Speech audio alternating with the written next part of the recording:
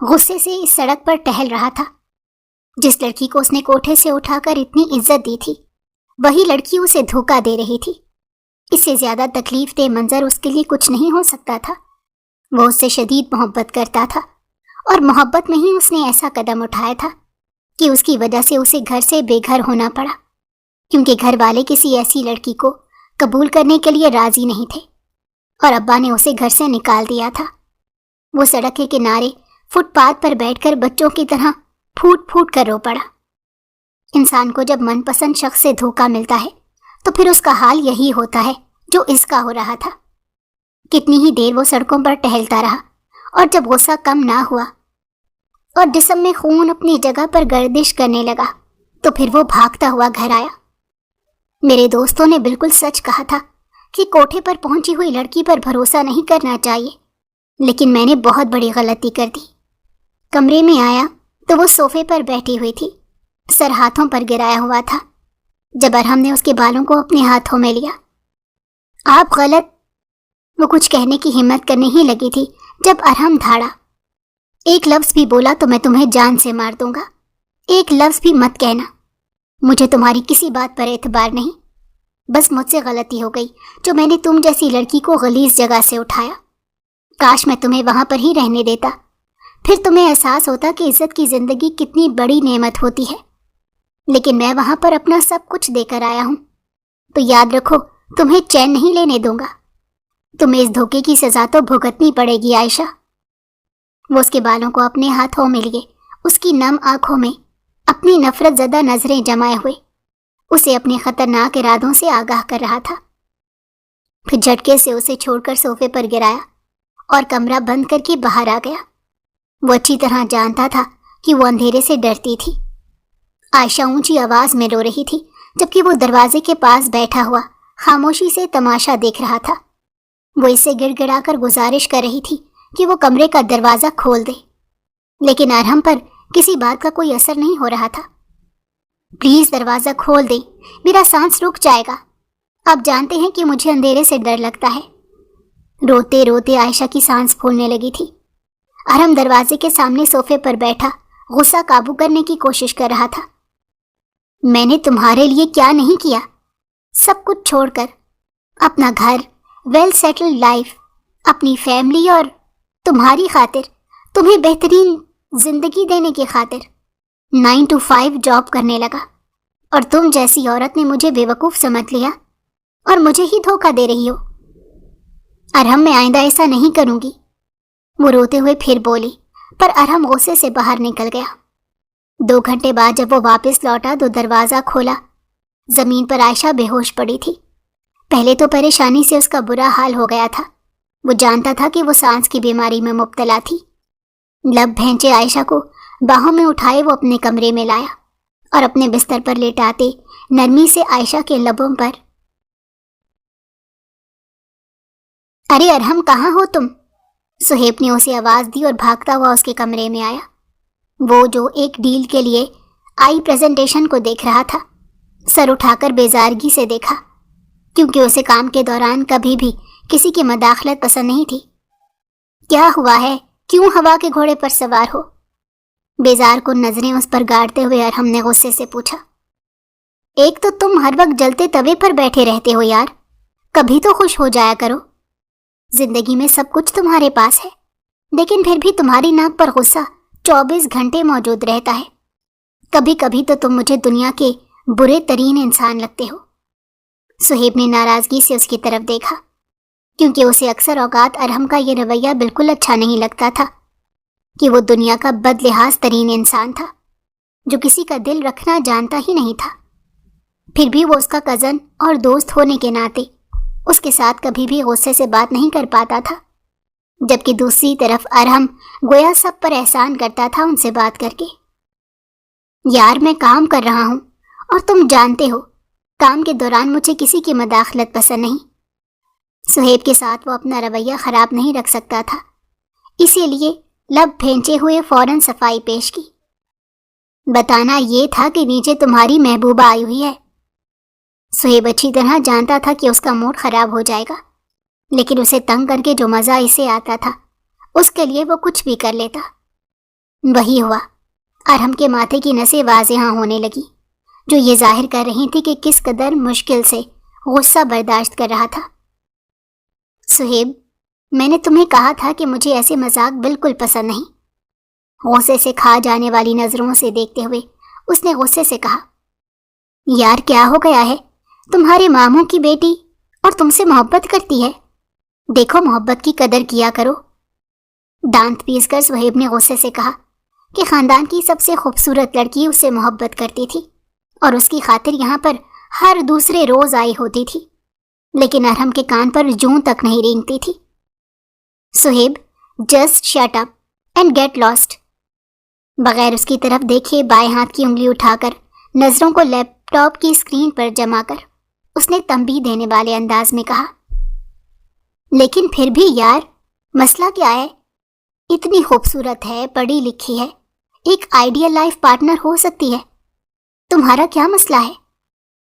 سہیب نے اپنی طرف سے بینش کی تمام خوبیوں کو گنوا دیا، لیکن دوسری طرف راوی چین ہی چین لکھ رہا تھا۔ اگر وہ ایک آئیڈیل لائف پارٹنر ہو سکتی ہے تو اس کے بارے میں تم سوچ لو۔ مجھے یقین ہے کہ تم اسے گھاس ڈالو گے تو اس کی توجہ مجھ سے ہٹ جائے گی۔ کبھی کبھی وہ ضرورت سے زیادہ تلخ ہو جاتا تھا اور یہی بات سہیب کا موڈ خراب کر دیتی تھی۔ میں اس کے بارے میں ضرور سوچتا، لیکن جب میں یہ بات اچھی طرح جانتا ہوں کہ وہ تم سے محبت کرتی ہے تو پھر میں اس کے بارے میں سوچوں گا تو گھٹیا مرد کہلایا جاؤں گا۔ سہیب بس یہ چاہتا تھا کہ وہ کسی طرح شادی کے لیے مان جائے، کیونکہ بینش کی چھوٹی بہن کو وہ پسند کرتا تھا اور اچھی طرح جانتا تھا کہ جب تک بینش کی شادی نہیں ہوگی تو اس کی چھوٹی بہن کی شادی کا سوال ہی پیدا نہیں ہو سکتا، اور یہ بات وہ اب ارحم کو بتا کر سارا معاملہ خراب نہیں کر سکتا تھا، کیونکہ اس نے یہ کہہ دینا تھا کہ پہلے تمہیں اپنے کیریئر پر فوکس کرنا چاہیے، شادی اور ان چیزوں کے لیے ساری عمر پڑی ہے۔ کیونکہ اس کو ابھی تک محبت ہوئی نہیں تھی تو اس کے نزدیک اس جذبے کی کوئی اہمیت نہیں تھی، بلکہ وہ اس کو سراسر بے وقوفی سے منسوب کر دیتا تھا۔ خدا کے لیے بس کر دو اور جاؤ یہاں سے، مجھے کام کرنا ہے۔ دانت پیس کر اس نے وہاں سے چلے جانے کو کہا۔ آج اتوار کا دن تھا اور اسے دفتر سے چھٹی تھی اور وہ اپنے ہوم آفس میں بیٹھ کر کام کر رہا تھا، لیکن جس دن بھی غلطی سے وہ گھر پر کام کرنے کے بارے میں ٹھان لیتا تو کبھی کوئی آ کر اسے ڈسٹرب کر رہا ہوتا تو کبھی کوئی، تو اسے ہمیشہ گھر پر کام کرنا مشکل لگتا تھا۔ گو کہ وہ سختی سے منع کرتا تھا، لیکن پھر بھی اس گھر کے مکینوں پر اس کی ڈانٹ کا اثر ذرا کم ہوتا تھا۔ وہ تمہارے کمرے میں آنے والی تھی، اس کا کہنا ہے کہ اسے بزنس کی کسی اسائنمنٹ کی سمجھ نہیں آ رہی تو وہ یہاں پر اسی لیے آئی ہے۔ سہیب کی اطلاع پر اس نے غصے سے اسے دیکھا، کیونکہ اسے چند روز پہلے پتا چلا تھا کہ بینش بزنس پڑھ رہی تھی اور وہ IBA کا ٹاپر رہ چکا تھا۔ بڑی مشکل سے اس نے اپنے غصے پر ضبط کیا، تبھی کمرے پر دستک ہوئی اور بینش اپنی چھوٹی بہن کے ساتھ وہاں پر آ گئی۔ سہیب کی کھلتی باچھیں ارحم سے چھپی نہیں رہ سکتی تھی، لیکن اپنے تیور بھی اس نے کوئی خاص گرم جوشی والے نہیں بنائے تھے، بلکہ وہاں سے بیزاری جھلک رہی تھی۔ منہ بنا کر ان دونوں کے سلام کا جواب دیا۔ وہ یہاں پر میں ایک کام کے لیے آئی تھی، مجھے سہیب نے بتایا ہے کہ آپ اسائنمنٹ کے لیے آئی ہیں۔ دراصل میں نے کبھی بھی اپنا اسائنمنٹ خود نہیں بنایا تھا اور نہ ہی میرا اس میں کوئی انٹرسٹ ہے، میں نے ہمیشہ پروجیکٹ چوز کیے تھے۔ سہیب بھی بزنس پڑھ رہا ہے تو یہ آپ کی مدد کر دے گا۔ مجھے اس وقت کچھ اہم کام ہے تو پلیز آپ لوگ باہر بیٹھ جائیں۔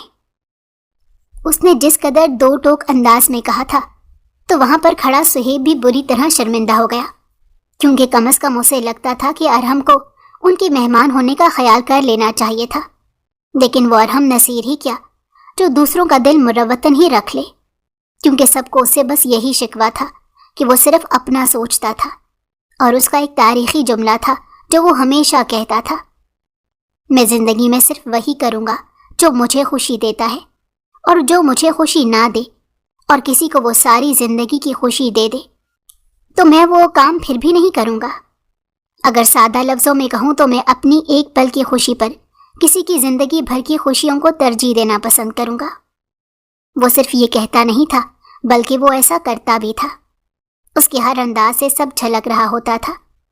بینش اور رباب وہاں سے چلی گئیں بینش کا دل چاہ رہا تھا کہ اسے کھری کھری سنا دے، لیکن اس وقت وہاں پر سہیب اور رباب بھی موجود تھے اور وہ اچھی طرح جانتی تھی کہ وہ اسے بھی سنا دے گا، ان دونوں کا خیال نہیں رکھے گا، تو اسی لیے خاموشی سادھ لی۔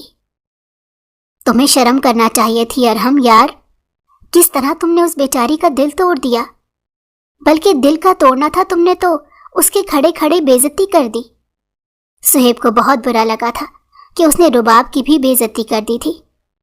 یار بس کرو، میرا دماغ خراب نہ کرو، ویسے بھی جتنی چپکو وہ لڑکی ہے مجھے زہر لگتی ہے، اور اس کی اسی عادت کی وجہ سے زہر لگتی ہے کہ میری جانب سے کوئی پیش قدمی نہیں ہے، لیکن پھر بھی اسے اپنے نسوانی حسن کا کوئی احساس نہیں۔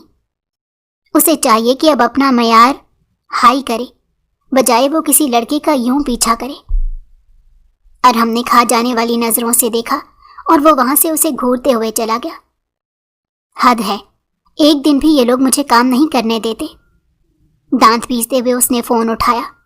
وہاں پر سہیل کے کافی میسیجز آئے ہوئے تھے، وہ اس کا بیسٹ فرینڈ تھا، ویسے بھی وہ کافی کام کر چکا تھا، اسی لیے سہیل کو اس نے کال بیک کی۔ وہ اس کا کالج یونیورسٹی کے زمانے کا بہت بہترین دوست تھا۔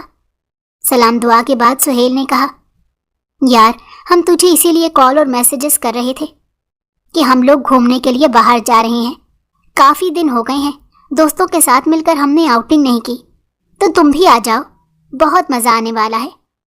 سہیل نے بڑے مزے سے کہا، بالکل بھی نہیں یار، میرا آج باہر جانے کا بالکل دل نہیں کر رہا، اور ویسے بھی بارش ہونے والی ہے، اور تم جانتے ہو مجھے بارش سے کتنی چڑ ہے۔ نفی میں سر ہلا کر اس نے کھڑکی میں کھڑے ہوتے ہوئے آسمان کی طرف دیکھا، جہاں بادل اٹکیلیاں کر رہے تھے اور برسنے کو بےتاب ہو رہے تھے۔ بالکل بھی میں تمہاری کوئی بات نہیں سن رہا، بارش میں بھیگتا ہوا لاہور بہت پیارا لگے گا، تو چپ کر کے اپنے حجرے سے باہر نکلا۔ ہمیشہ تمہاری بات مان کر میں نے بارش انجوائے نہیں کی، اور آج مجھے بیٹھے بیٹھے خیال آیا کہ کل کو تم کو اپنی محبت کی خاطر دیکھنا بارش میں بھیگنے لگو گے، اور صرف مجھے ترسا کے رکھنا ہے۔ سہیل نے جس انداز میں شکوہ کیا تو مسکراہٹ نے اس کے لبوں کو چھو لیا۔ دیکھو میری زندگی میں کوئی ایسا کبھی نہیں آئے گا کہ جس کی خاطر میں اس بارش میں بھیگنا پسند کروں۔ تم جانتے ہو کہ جو کام میرے لیے ایک بار ناپسند ہو جائے وہ عمر بھر رہے گا، جیسے ایک شخص اگر ایک بار دل سے اتر جائے تو وہ تمام عمر دل سے اترا ہی رہے گا۔ گہری سانس لیتے ہوئے اس نے اپنے بالوں میں ہاتھ چلاتے ہوئے تقدیر کے فیصلوں سے انجان بڑے ہی تکبرانہ انداز میں یہ کہہ دیا، بیٹا یہ بات ہم بھی تب کہتے تھے جب تک محبت ہم سے ٹکرائی نہیں تھی، اب تو بس جو حکم یار ہوتا ہے وہی ہماری زندگی کا فیصلہ ہوتا ہے، ورنہ تمہارے ساتھ رہ رہ کر تمہارے جیسا ہی تھا میں۔ اس کی بات سن کر ارحم نے فوراً نفی میں سر ہلایا، میری زندگی میں تو ایسا کچھ بھی نہیں ہوگا، دیکھیں گے جب کوئی حسین لڑکی تم سے ٹکرائے گی تو پھر کیسے تمہارا دل تمہارے قابو میں رہتا ہے۔ سہیل اسے بخشنے کے موڈ میں نہیں تھا، بلکہ وہ تو یہ دیکھنے کے لیے ترس گیا تھا کہ آخر وہ کون لڑکی ہوگی جس کو وہ پسند کرے گا اور جس سے وہ شادی کرے گا، کیونکہ حسین ترین لڑکیوں کو بھی وہ معمولی کہہ دیتا تھا اور باقی سب دوست حیران رہ جاتے تھے۔ خدا کے لیے بس کر دو، ہزاروں حسینائیں آئیں اور ہزاروں گئیں۔ ارحم اس گفتگو سے بور ہونے لگا۔ مجھے لگ رہا ہے جیسے یہ دن تمہاری زندگی میں مکمل طور پر تبدیلی لانے والا دن ہے، اس لیے پلیز جلدی سے باہر آ جاؤ۔ پتہ نہیں کیوں مجھے لگ رہا ہے جیسے آج تمہاری ہیروئن تم سے ٹکرا ہی جائے گی۔ پلیز خدا کے لیے ارحم، میری جان، تمہیں اپنے ہونے والے بچوں کا واسطہ اگلے 15 منٹ تک پہنچ جاؤ، ورنہ میں تمہیں ساری زندگی کے لیے بلاک کر دوں گا۔ دیکھو اتنی مشکلوں سے تو مجھے اپنی محبوبہ سے اجازت ملی ہے، تو کیوں میری زندگی حرام کرنے پر تلے ہوئے ہو؟ جلدی سے باہر آ جاؤ۔ کیا ایک دن بھی مجھ غریب کو اپنی مرضی سے گزارنے کا حق نہیں؟ سہیل نے جس انداز میں کہا تو اس کا بے ساختہ ہی کہا بلند ہو گیا۔ سچ تو یہ ہے کہ تمہیں لگام صرف بھابھی ڈال سکتی ہیں، مجھے بڑی خوشی ہوتی ہے تمہارے ساتھ یہ سلوک ہوتا دیکھ کر۔ ارحم اس کی زندگی کی عجلت سے بڑا محفوظ ہوا۔ بہت جلد میں بھی ایسا ہی کہا کروں گا تم سے، انشاءاللہ۔ اب جلدی سے باہر مرو میرا دل کہہ رہا ہے کہ آج تمہاری ہیروئن تم سے ٹکرانے والی ہے، اور پھر دیکھنا تم کہو گے ان کی محفل میں ہم دیکھتے رہے دل کا ہاتھوں سے پھسل جانا۔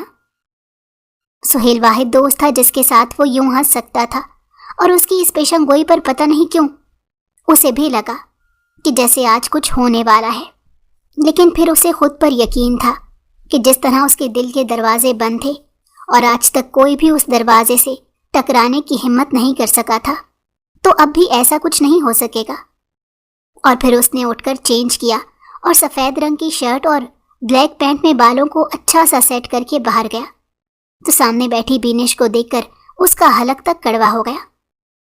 مجھے تم سے بات کرنی ہے۔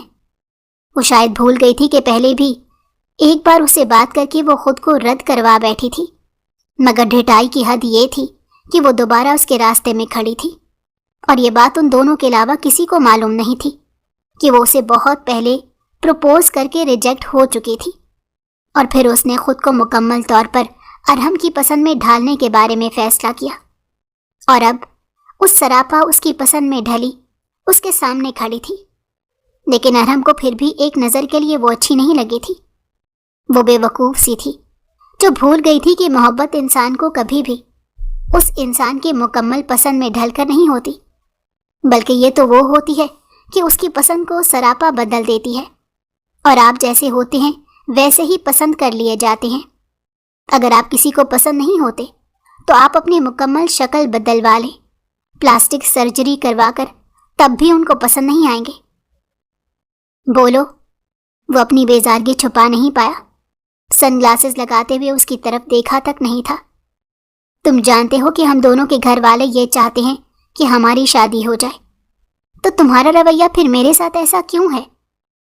بینش نے اپنی عزت نفس پر پیر رکھ کر پھر سے اس کی طرف دیکھا۔ کوئی دودھ پیتا بچہ نہیں ہوں جو گھر والوں کی ہر بات مانوں گا، اور میں پہلے بھی تم سے کہہ چکا ہوں کہ جب بھی گھر والے مجھ سے یہ بات براہ راست کریں گے تو انکار کے علاوہ کچھ نہیں ملے گا ان کو میری طرف سے۔ سو تم بھی میرے خواب دیکھنا چھوڑ دو، کیونکہ میری چوائس تم نہیں ہو سکتی۔ ایک بار پھر اسے دھتکار کر وہ وہاں سے جانے لگا تھا، جب اس کی آواز سن کر پھر رک گیا۔ تو پھر میری بددعائیں ساری زندگی تمہارا پیچھا نہیں چھوڑیں گی، تم کبھی سکون سے نہیں رہ سکو گے ارحم، یاد رکھنا۔ اس کی آنکھوں سے آنسو گرنے لگے۔ اوکے، لیکن تم مہربانی کرنا کہ مجھے اذیت میں دیکھ کر کبھی میری طرف ہمدردی کے دو بول بولنے کے لیے نہ آنا، کیونکہ مجھے تم پھر بھی پسند نہیں آؤ گی۔ آئندہ مجھے بلانے کی جسارت مت کرنا، کیونکہ تم مجھے بالکل پسند نہیں ہو، اور جو لوگ مجھے پسند نہیں ہوتے میں ان کے ساتھ مخاطب ہونا بھی پسند نہیں کرتا۔ یہ کہہ کر وہ تپے ہوئے انداز میں کہہ کر وہاں سے چلا گیا، جبکہ پیچھے وہ نفی میں سر ہلاتی اپنے آنسوؤں پر قابو پانے کی کوشش کرنے لگی۔ خاندان کے سارے لڑکے اس سے بات کرنے اور شادی کرنے کے لیے مرے جا رہے تھے، اور وہ جس کو پسند کرتی تھی وہ اس کی طرف دیکھنا بھی گوارا نہیں کرتا تھا۔ اسے یہ قسمت اور تقدیر کا کھیل بالکل سمجھ میں نہیں آیا کہ ہمیشہ ایسا کیوں ہوتا ہے کہ جس کی چاہت ہو اس کے علاوہ سبھی ہم پر محبت نچھاور کر رہے ہوتے ہیں۔ سہیل اور فہد اس کے کالج کے زمانے کے بہترین دوست تھے۔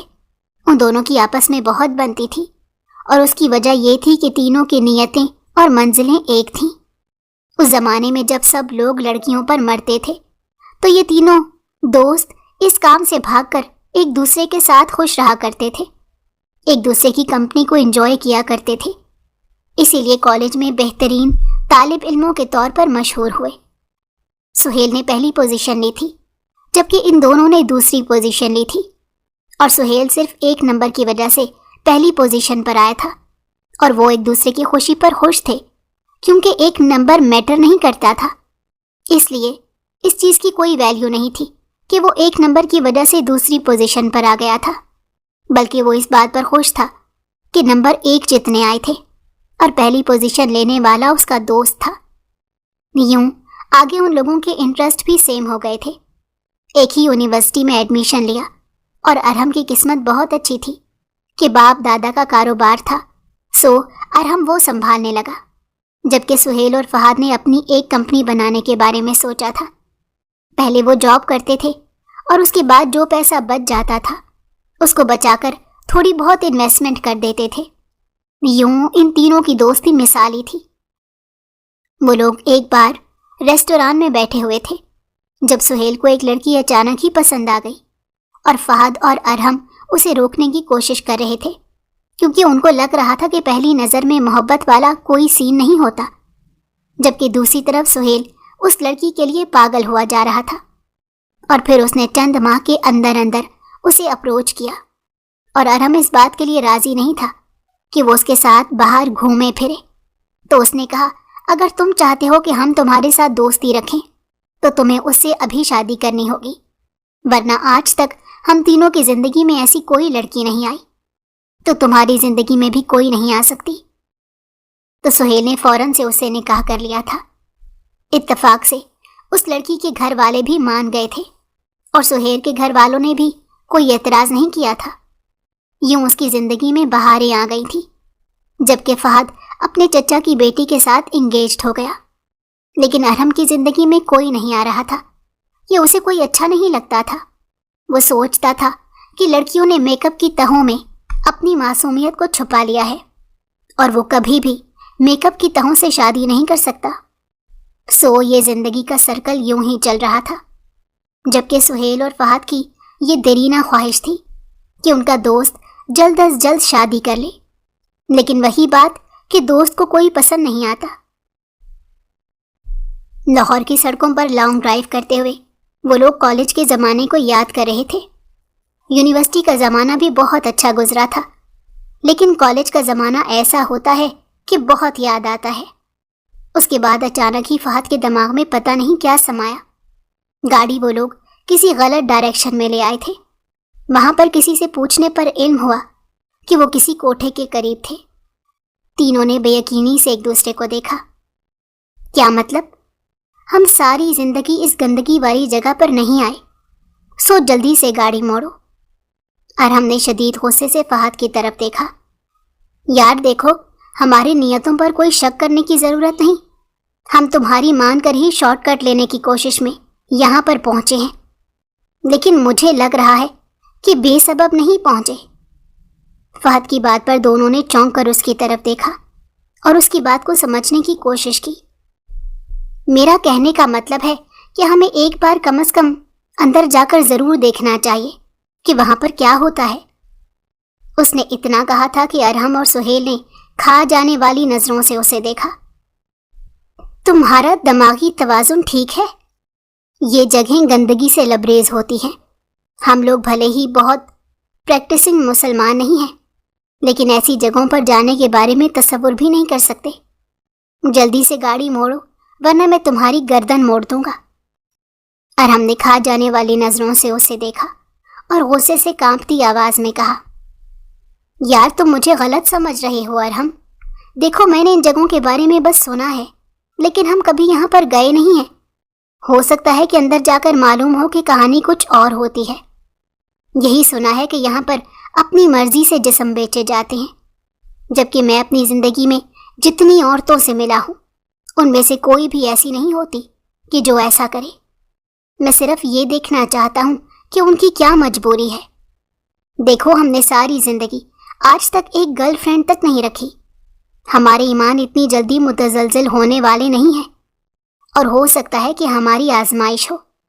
یہ بھی ہو سکتا ہے کہ ہم یہاں آئیں تو کچھ تو تبدیل ہو جائیں، کیونکہ ہم نے ایسا کبھی نہیں سوچا جو اچانک ہم یہاں پہنچ جائیں۔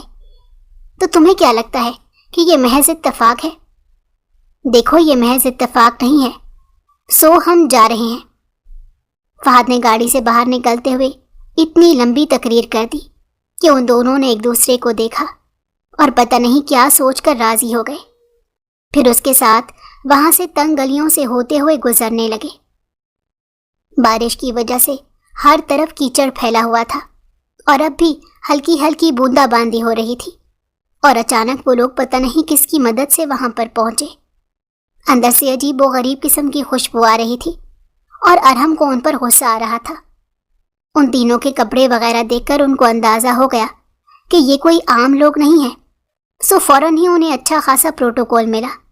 اس پر تینوں نے حیران ہو کر دیکھا تھا لیکن وہ سمجھ گئے تھے کہ وہ اپنے گاہک بڑھا رہے تھے، جبکہ اب تو تینوں ہی اندر آ کر کچھ پریشان سے لگ رہے تھے کہ یہاں آنے کی وجہ کیا دیں، کیونکہ آج تک ان لوگوں نے ایسی جگہ جانے کے بارے میں سوچا نہیں تھا۔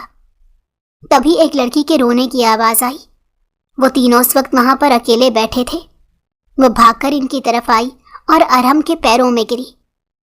پلیز، میں ایسی لڑکی نہیں ہوں، مجھے بچا لیں، مجھے یہاں پر دھوکے سے لایا گیا ہے، پلیز میں آپ کے آگے ہاتھ جوڑتی ہوں، مجھے یہاں سے نکال دیں، میں اپنی عزت کا سودا نہیں کر سکتی، مجھے اپنے گھر کی نوکرانی بنا لیں، لیکن پلیز مجھے یہاں سے نکال دیں۔ وہ گڑ گڑاتے ہوئے کہہ رہی تھی، جبکہ تینوں نے ایک دوسرے کو دیکھا اور اپنی اپنی جگہ پر ساکت رہ گئے۔ ارحم نے اس لڑکی کا چہرہ دیکھا جو اس سے بھیک مانگ رہا تھا۔ تم کب آئی ہو یہاں پر؟ آج صبح، وہ روتے ہوئے کہہ رہی تھی۔ تب بھی شاید اس کی کوئی مالکن تھی جو وہاں پر آ گئی اور اسے بالوں سے پکڑ کر لے جاتے ہوئے گالیاں بکنے لگی کہ ارحم نے فوراً اس لڑکی کا ہاتھ پکڑا۔ دنیا بدل گئی، وقت رک گیا اور ان دونوں دوستوں نے بے یقینی سے ارحم کی طرف دیکھا۔ آپ اس کو یہاں سے نہیں لے کر جا سکتی، یہ میری منظور نظر ہے، مجھ سے پیسے لے لیں، جلدی سے اس کی قیمت بتائیں، ہمیں یہاں سے نکلنا ہے۔ اس کو علم نہ ہو سکا کہ کس طاقت سے اسے یہ الفاظ کہنے پر مجبور کیا تھا۔ مالکن نے بے یقینی سے اسے دیکھا۔ تمہارا دماغ ٹھیک ہے ارحم؟ یہ کیا کر رہے ہو؟ فہد نے اسے کھا جانے والی نظروں سے دیکھا۔ میں فیصلہ کر چکا ہوں اور مجھے امید ہے کہ تم لوگ اس میں بس میرا ساتھ دو گے۔ ارحم نے ایک کڑی نظر اس پر ڈالی۔ مالکن تو بہت خوش ہو رہی تھی۔ سہیل اور فہد نے ایڑی چوٹی کا زور لگا دیا، لیکن وہ بالکل بھی اپنی بات سے پیچھے ہٹنے پر تیار نہیں تھا۔ وہ غصے سے اسے دیکھ رہا تھا، جبکہ ارحم کے کان پر جون تک نہیں رینگی تھی۔ مالکن نے بھی ایک بڑی قیمت مانگ لی، جسے سن کر ایک پل کے لیے تینوں ڈگمگا گئے تھے۔ فہد اور سہیل ایک دم خوش ہو گئے کہ وہ اتنی بڑی رقم نہیں دے گا، کیونکہ وہ کبھی مہنگے کپڑوں پر بھی خرچ نہیں کرتا تھا، یہ سوچ کر کہ پیسہ محنت سے کمایا جاتا ہے۔ لیکن اس نے دونوں کو انگشتے بدنداں کر دیا جب اس نے کہا کہ وہ پیسے دے گا، صرف 1 گھنٹے کا وقت دیں۔ وہ وہاں سے نکلا۔ فہد اور سہیل نے اسے سمجھانے کی ہر ممکن کوشش کی، لیکن یوں لگ رہا تھا کہ بھینس کے آگے بین بجا رہے ہیں۔ سہیب سے اس نے پیسے منگوائے۔ پہلے تو وہ بہت پریشان ہو گیا کہ ایسا کیا ہو گیا جو اتنی بڑی رقم منگوا رہا ہے، تو اس نے یہی کہا کہ کسی دوست کو ضرورت ہے۔ زہیب ویسے بھی جانتا تھا کہ وہ پیسے یوں خرچ کرنے والا نہیں تھا، اس لیے وہ فوراً پیسے دے کر اس کی ہدایات پر گھر واپس چلا گیا، جبکہ فہد اب پچھتا رہا تھا۔ کاش میں تمہیں یہاں لے کر نہ آتا، کاش اندر جانے کی ضد نہ کرتا، کہ میں نے تو تمہاری زندگی برباد کر دی۔ وہ اب بہت پچھتا رہا تھا۔ مجھے اس لڑکی سے محبت ہو گئی ہے، اور تم لوگوں نے شاید بہت بڑا احسان کیا ہے کہ جو ہمیں ملوا دیا۔ اتنا کہہ کر وہ آگے بڑھ گیا، اور اس کا ساتھ دینے کے علاوہ ان دونوں کے پاس اور کوئی چارہ نہیں تھا۔ مالکن کو پیسے دے کر وہ اسے لے آئے۔ وہ لوگ سہیل کے گھر پر آئے تھے، اور اس کی بیوی نے اسے کپڑے وغیرہ دیے، کیونکہ تھوڑی ہی دیر میں ان کا نکاح تھا۔ سہیل اور فہد نے اب اسے کچھ نہیں کہا تھا، کیونکہ ظاہر ہے جب اتنے پیسے دے کر اسے لے آیا تھا تو اب کچھ کہنے کا بنتا نہیں تھا۔ اس کے بعد وہ اسے لے کر گھر آیا۔ گھر والوں پر تو جیسے قیامت ٹوٹ پڑی۔ سب بے یقینی سے اس کو دیکھ رہے تھے۔ اس نے ان کو سچ بتایا تھا، کیونکہ وہ جھوٹ بولنے کا عادی کبھی نہیں رہا تھا۔ بینش اور رباب ابھی وہاں پر ہی تھی۔ بینش پر تو گویا قیامت ہی ٹوٹ پڑی۔ تم ابھی اور اسی وقت اسے طلاق دو گے؟ ہمارے ڈھیل پن اور محبت کا تم ناجائز فائدہ نہیں اٹھا سکتے؟ بابا جان نے اسے غصے سے گھورتے ہوئے حکم دیا۔ میں نے اگر اسے چھوڑنا ہوتا تو میں کبھی بھی اس سے شادی نہ کرتا، کیونکہ آپ لوگ جانتے ہیں کہ آپ سب کی خواہش تھی میں شادی کروں، لیکن مجھے آج تک کوئی پسند نہیں آیا، اور آج مجھے پسند آ گیا ہے تو میں اس کو چھوڑوں گا نہیں، اور اس بات کا بھی آپ کو علم ہے کہ میں اپنا فیصلہ بدلنے والوں میں سے نہیں ہوں۔ اس نے حتمی لہجے میں کہا۔ تو کیا تم ایک طوائف کے ساتھ زندگی گزارو گے؟ بابا نے غصے سے کہا۔ تو اس کے ماتھے پر کئی بل پڑ گئے۔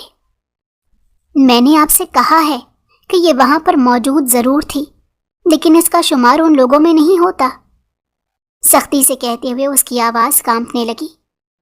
بس کر دو، ہمیں پاگل مت بناؤ، کیوں ہمارے ماتھے پر اور خاندان کے نام پر کالک مل رہے ہو؟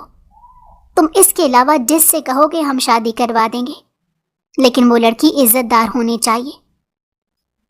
عائشہ یہ سب سن رہی تھی اور اس کی آنکھوں سے آنسو گر رہے تھے۔ ارحم کو 1000 وولٹ کا کرنٹ لگا اور شدید حیرت ہوئی کہ اس لڑکی کے آنسو اسے تکلیف دے رہے تھے۔ صرف چند گھنٹوں کے اندر اندر اس کی زندگی بدل کر رہ گئی تھی۔ چند گھنٹے پہلے وہ محبت کے خلاف تقریر کر رہا تھا اور اب محبت کے لیے لڑ رہا تھا۔ مجھے اس کے ماضی سے کوئی سروکار نہیں، میں نے شادی کر لی اور یہ اب میری بیوی ہے، سو اس کی عزت مجھ سے جڑی ہے اور اپنی عزت کی حفاظت کرنا مجھے اچھی طرح سے آتا ہے۔ آپ لوگ قبول کر لیں تو آپ کے حق میں بہتر ہوگا۔ اتنا کہہ کر اس کا ہاتھ پکڑ کر آگے بڑھنے لگا۔ جب بابا نے اسے روک لیا، سب اسے سمجھانے لگے، لیکن اس پر کسی کی بات کا کوئی اثر نہیں ہوا۔ وہ گویا کان بند کر چکا تھا۔ ٹھیک ہے، تمہاری اس گھر میں کوئی جگہ نہیں، تم یہاں سے چلے جاؤ۔ جب اس عورت کو چھوڑ دینا تو واپس آ جانا۔ بابا نے چند لمحوں میں فیصلہ کر دیا اور اس نے کتنی ہی بے یقینی سے انہیں دیکھا، لیکن ان کا فیصلہ حتمی تھا، اور وہ بھی ان سے بھیک مانگنے والوں میں سے نہیں تھا، کیونکہ وہ ان کی ہی اولاد تھا۔ سہیب، اویس، اس کی بہنوں، ماں، سب نے سمجھانے کی کوشش کی، لیکن وہ بالکل ان کی بات سننے کو تیار نہیں تھا۔ اس کا ایک ہی مطالبہ تھا کہ اس کی بیوی کو قبول کیا جائے، جبکہ سب کو یقین نہیں آ رہا تھا کہ وہ ابھی تھوڑی دیر پہلے والا ارحم تھا، جس کا معیار اتنا ہائی تھا کہ سب سوچتے تھے کہ اس کے لیے لڑکی آرڈر پر بنوانی پڑے گی، لیکن اس نے ایک طوائف سے شادی کر لی۔ یہ ان کے خاندان کے لیے بہت بڑی بات تھی۔ وہ اپنے ضروری ڈاکومنٹس لے کر اس کا ہاتھ تھام کر وہاں سے چلا گیا۔ زندگی بھی کتنی عجیب ہے کہ آپ ایک شخص کی خاطر سب کچھ چھوڑ دیتے ہیں۔ سہیل اور فہد نے اسے سمجھانے کی کوشش کی تھی، مگر وہ بالکل بھی اس بات کے لیے راضی نہیں تھا۔ اس کے اکاؤنٹ میں کچھ پیسے تھے، سو اس نے فوراً ہی ایک گھر رینٹ پر لے لیا۔ عائشہ اس سارے سفر میں چپ رہی۔ وہ اسے کمرے میں لے کر آیا۔ دیکھو، زندگی مشکل ہو گئی ہے، ہم دونوں کی شادی ہو گئی ہے، اور میں نہیں جانتا کہ میں تمہارے لیے کیا کر سکوں گا یا کیا نہیں۔ بس اتنا کہتا ہوں کہ مجھ پر بھروسہ رکھنا، میں سب کچھ ٹھیک کر دوں گا۔ اور ہم نے پہلے گہری سانس لی اور پھر بیڈ کے کنارے پر بیٹھی ہوئی اس لڑکی کو دیکھا جس سے اسے شدید محبت ہو چکی تھی۔ کچھ پوچھنا ہے؟ اسے ہونٹ کاٹتا دے کر ارحم نے کہا۔ آپ نے بغیر سب کچھ جانے مجھ سے شادی کیوں کر لی اور میری خاطر سب کو کیوں چھوڑ دیا؟ وہ یہی سمجھ نہیں پا رہی تھی۔ ارحم کی عمر تقریباً 28 سال تھی، جبکہ وہ بمشکل 18 سال کی لگ رہی تھی۔ مجھے تم سے محبت ہو گئی تھی اسی لمحے جب تم وہاں پر آئی۔ آج سے پہلے میں وہاں پر کبھی نہیں گیا، تو مجھے لگا قسمت نے ہمیں ملوانا تھا، اسی لیے یہ سب کچھ ہوا۔ ماضی جان کر میں خود کو تکلیف نہیں دینا چاہتا، سو تم میرا حال ہو اور مستقبل ہو، اس سے زیادہ کچھ نہیں کہنا چاہتا۔ تمہیں کچھ کہنا ہے تو تم فرینکلی کہہ سکتی ہو۔ وہ اس وقت اتنا تھکا ہوا تھا، لیکن پتہ نہیں اس عورت کے اطراف میں کیسا سکون تھا کہ اسے فرق ہی نہیں پڑ رہا تھا کہ وہ کیا کچھ چھوڑ آیا تھا، بلکہ وہ اسی بات پر خوش تھا کہ اسے کیا مل گیا تھا۔ شاید محبت اس سب کا ہی نام ہوتا ہے۔ میں بس یہ چاہتی ہوں کہ مجھے پتہ ہے ہمارا نکاح ہو چکا ہے، لیکن بس مجھے تھوڑا سا وقت دے دیں۔ اپنے آنسوؤں پر بمشکل کنٹرول کرتے ہوئے اس نے لب کاٹتے ہوئے کہا، میں نے تم سے نکاح کیا ہے، لیکن فی الحال میں خود معاف دماغ ہوں۔ 100 طرح کی سوچوں نے میرے دماغ کو گھیرا ہوا ہے۔ میری طرف سے تم ریلیکس رہو، تمہاری اجازت کے بغیر میں تمہیں نہیں چھوؤں گا۔ اس کی بات سن کر ایک دم عائشہ کا چہرہ سرخ ہو گیا۔ اس کے بعد وہ اپنے کمرے میں چلا گیا۔ چند دنوں کے اندر اندر اچھی CV ہونے کی وجہ سے اسے نوکری مل گئی تھی۔ اس نے زندگی میں کبھی تصور بھی نہیں کیا تھا کہ وہ کسی کی یوں نوکری کرے گا۔ سہیل اور فہد نے یہی کہا تھا کہ وہ ان کے ساتھ ان کا دفتر جوائن کر لے، لیکن وہ اس بات کے لیے راضی نہیں ہوا۔ وہ جانتا تھا کہ وہ دوست ہونے کے ناطے کہہ رہے تھے، مگر اس کاروبار پر صرف ان دونوں کا حق تھا، سو اس نے فی الحال نوکری کرنے کو ترجیح دی۔ دیکھو، ہم اس گھر میں اجنبیوں کی طرح تو نہیں رہ سکتے۔ میاں بیوی کی طرح رہنے سے پہلے ہمیں دوستوں کی طرح رہنا ہوگا۔ پہلے تم مجھ سے دوستی کرو، میں بہت اچھا دوست ہوں۔ اس نے ایک نظر مسکرا کر عائشہ کو دیکھا۔ اس لڑکی کو دیکھ دیکھ کر وہ جی رہا تھا۔ جب بھی اپنی زندگی کے خساروں کا علم ہوتا تو وہ اسے دیکھتا اور احساس ہوتا کہ زندگی اتنی بھی بے رحم نہیں ہے، بلکہ بہت خوش قسمت ہے وہ کہ جس نے محبت پالی۔ عائشہ نے بھی جھجکتے ہوئے اس کی دوستی کی آفر کو قبول کر لیا۔ اس کے بعد وہ دونوں باہر گھومنے پھرنے کے لیے گئے۔ اس نے عائشہ کو فون لے کر دیا تھا۔ دونوں کے درمیان جو اجنبیت کی دیوار تھی وہ آہستہ آہستہ گرنے لگی۔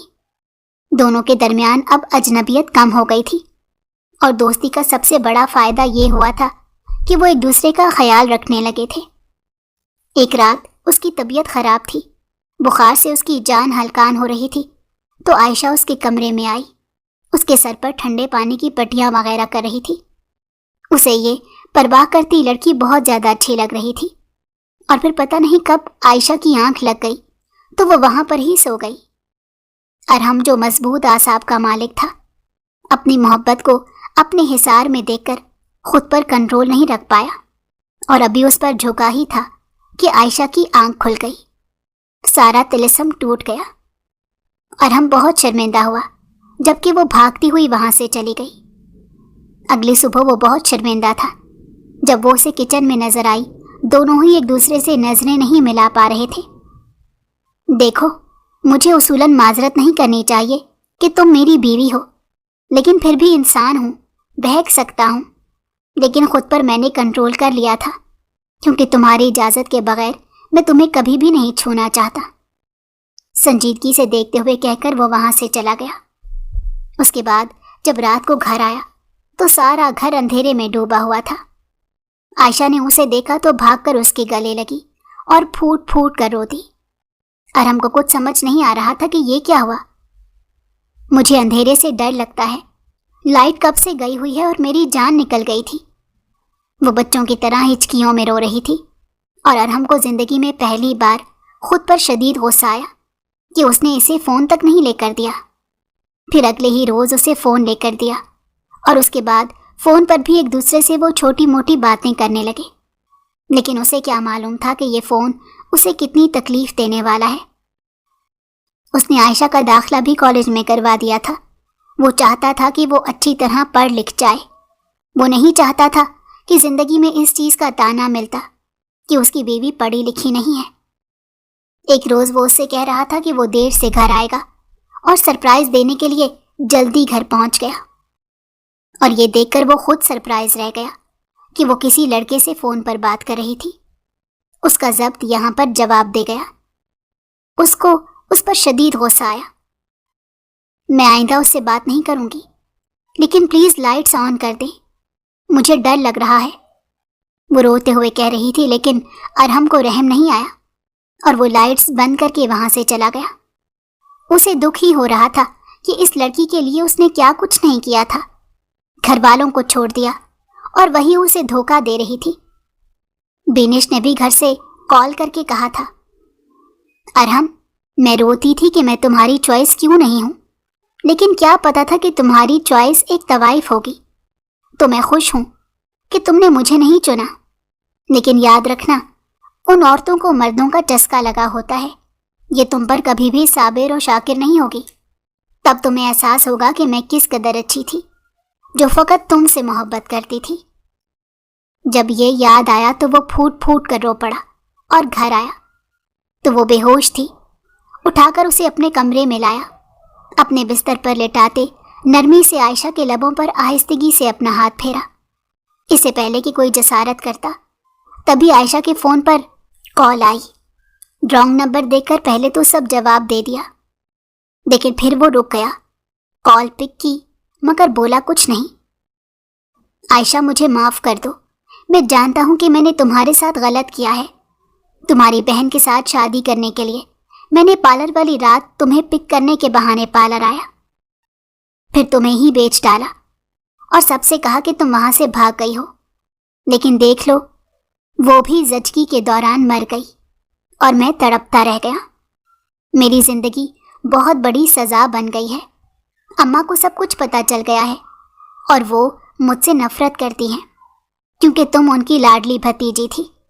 تمہاری بہن جو میری محبت تھی، اسے بھی آخری لمحوں میں مجھ سے شدید نفرت ہو گئی. تمہارے گھر والے یہ سمجھتے ہیں کہ تم بھاگ کر گئی ہو، لیکن میں ان کے سامنے سارا سچ قبول کر لوں گا. میں جانتا ہوں کہ تم نے رابطہ اسی لیے کیا تھا کہ تم اپنے گھر والوں تک پہنچ سکو، کیونکہ میرے علاوہ تمہیں کسی کا نمبر نہیں آتا. میں بہت شرمندہ ہوں. میں جانتا ہوں کہ مجھے یہ نہیں کرنا چاہیے تھا. میں یہ پچھتاوے والی زندگی نہیں جی سکوں گا. سو تم مجھے اپنا پتہ دو. مجھے یقین ہے تم محفوظ ہاتھوں میں ہو. اپنا پتہ دو اور میں تمہارے گھر والوں سے تمہیں ملوا دوں گا. بس مجھے ایک موقع دے دو. ارحم کے ماتھے کی رگیں تن گئیں. اسے اپنی جلد بازی کے فیصلے پر پچھتاوا ہوا کہ وہ اس پر شک کر رہا تھا. پھر اس نے میسج کیا تو نمیر نے گھر کا پتہ دیا. وہ اسے وہاں جا کر ملا. اس کے گھر والوں کو جا کر ساری سچائی بتائی تو سب نے پہلے تو نمیر کو مارا، پھر اس کے ساتھ وہاں پر آئے تو وہ اتنی دیر میں ہوش میں آ چکی تھی. سب گھر والوں کو وہاں پر دیکھ کر اسے یقین نہیں آیا تھا. خوشی سے وہ پھوٹ پھوٹ کر رو پڑی.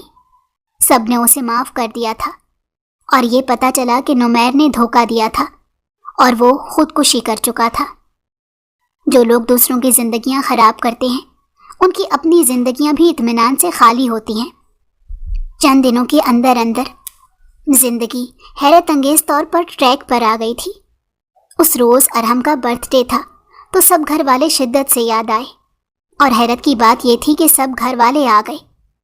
وہ گھر کا لاڈلا چشم و چراغ تھا، سو اسے معاف کر دیا گیا. اور اسے بڑا جھٹکا ان کو تب لگا جب علم ہوا کہ بابا کی بیسٹ فرینڈ کی بیٹی تھی عائشہ. اور سب جانتے تھے عائشہ کے بارے میں، باتیں مشہور ہوئی تھی، لیکن جب حقیقت کھلی تو سب بہت شرمندہ ہوئے. سو عائشہ اور اسے قبول کر لیا گیا.